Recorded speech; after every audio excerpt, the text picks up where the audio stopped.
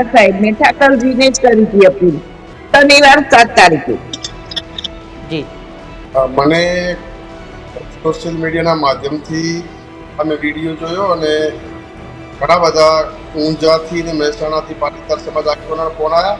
હમણાં આજે બપોરે વરુણ પટેલ જે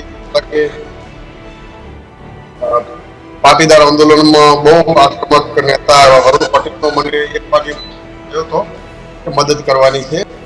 હું તો દુઃખી છું આ માતાનો જે વિડીયો જોયા પછી. કોઈ પણ સમાજની દીકરી એ મારી બેન દીકરી છે.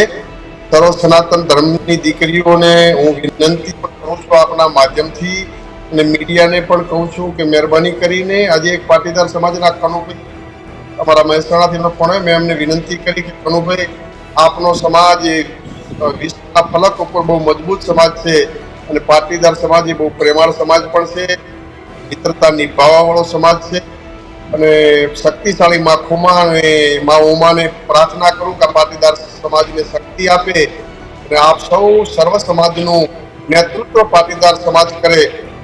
ઘણા બધા પરિવારોના બનાવે છે મારી ભાઈ મારા દાદા બાળકો લઈને આ ગુજરાતના ઘણા પરિવારો વેર વિખેર આ મૈત્રીકારો અને ભાગી જવાના લગ્નના કારણે ત્યારે દરેક પરિવારો ખૂબ દુઃખી છે.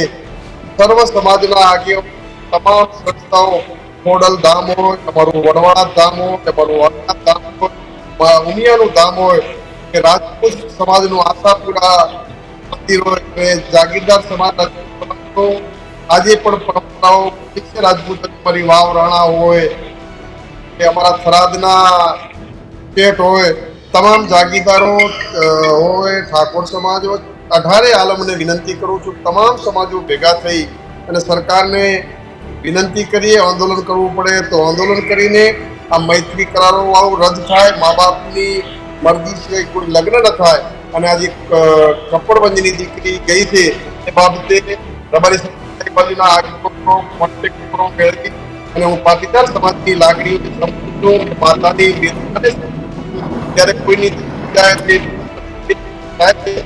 આ પરિવારને ન્યાય અપાવવા માટે હું ક્યાંય પીછી